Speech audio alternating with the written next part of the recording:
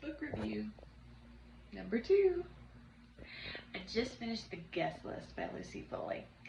This is my second Lucy Foley book. The first one I read was called The Hunting Party. And my review of The Hunting Party was not particularly favorable. I gave it a 2 out of 5 stars. I said that it reminded me a lot of sort of an adult-rated version of Scooby-Doo, where there was a lot of twisty-turny, hello bird, a whole lot of twisty-turny stuff in the plot. Then you get to the end and you unmask the killer, and it's kind of a letdown because you predicted the whole thing from beginning to end.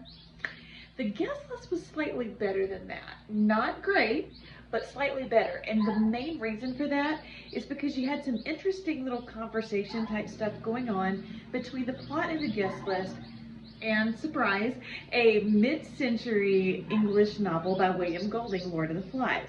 Now, what elevated this for me was that there was this dialogue going on between Lord of the Flies and all of the plot points, or not all of them, but a lot of the plot points from that book and what was happening in the book that Lucy Foley wrote.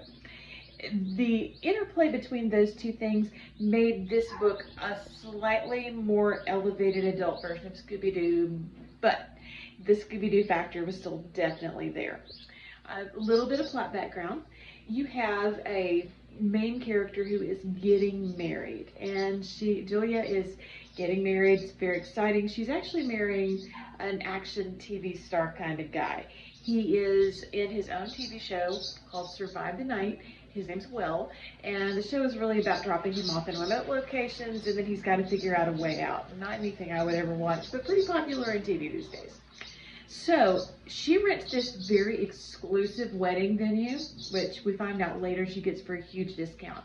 It's an Irish island, and to get there they have to take the ferry. Very remote, very isolated, and she thinks it's going to have great pictures, which is super important for her because she owns this online magazine called The Download.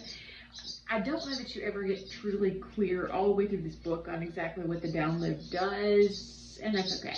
It's kind of in the background anyway. The whole idea is that she's a super successful business-y type person who has always been very type A, very plan-oriented, and to her, the most important thing in the world has been to plan this amazing wedding on this isolated Irish island. Now, it does come out through the course of the story that part of the reason she's picked this isolated Irish island is because of her dad. She's not had a real great relationship with her dad, and this is kind of a nod to his Irish heritage. As the plot does its Scooby-Doo twists and turns, you find out there's a whole lot more going on there too. Another key character in this particular story is Olivia, who is her half-sister, and Mom is a fading sea-level star who has been married several times, and Julia is the product of the first marriage, Olivia is the product of another one, and you know from very early on in this book that Olivia has issues. She's got stuff going on that she doesn't particularly want to talk about to anybody, but over the course of the novel, you slowly find out what Olivia's issues are really all about. I'm not going to reveal that because there's no need to spoil it. That is part of the fun. You also have Julia's best friend, whose name is Charlie, and Charlie's wife, Hannah, and they are also coming to the island with some tension in the relationship between the two of them.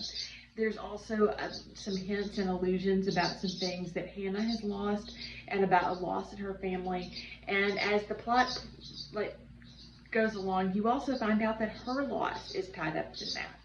You also have Aoife. She is the Irish wedding planner who owns this island, has bought it and renovated it. This is their first big event. She's got a whole lot riding on the idea that this needs to be a success. She's married to Freddie, and Freddie does all the cooking on the island. They're kind of an odd couple. There are many remarks about that throughout the book, about how they're kind of an odd fit. Turns out they are also intertwined with these other people that are coming to the party on The Guest List, which is kind of the whole deal with the title of the book. Now, the Lord of the Flies connection. It gets mentioned a lot because it turns out that Will and his best man, Joe, I think is what he's called. Anyway, it's a nickname. He and his best man and the ushers that are going to be part of this wedding all went to a elite boarding school together that Will's dad was the headmaster of. and they are all tied together. They talk about how their time there was a little reminiscent of Lord of the Flies, and then they are on the island. Somebody says, hey, look, this is kind of like Lord of the Flies. And you can tell that the author is really having some fun with that comparison. She is really playing up on that. And as I was reading it, I more and more got the idea that part of what she was doing was imagining what would happen if the kids that escaped in the end of Lord of the Flies actually grew up, continued in some of those antics, and then all were part of a wedding party on a deserted island, and they started revisiting all the stuff that they did back then. Well, that for me, because I figured out the mystery and I figured out the interconnections and all of the twisty-turny reveals that are supposed to be the big deal in these kind of books, I had all that figured out probably halfway through. They were reasonably well done, but you read enough of these books and you learn to predict the plot lines. Plus, big Scooby-Doo fan. I recognized it.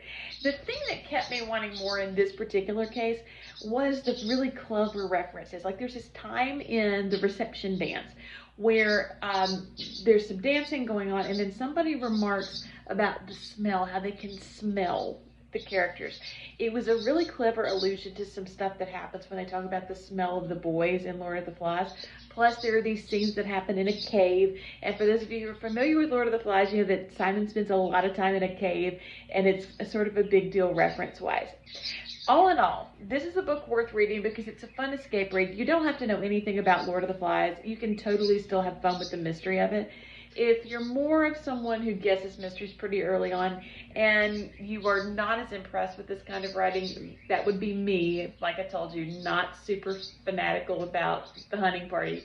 I liked this one much better because I did get to have some fun with the references that she was making to Lord of the Flies. So, that said, this Lucy Foley book for me gets a 3 out of 5, and I'm probably being a little stingy. For most readers, they're really going to like this.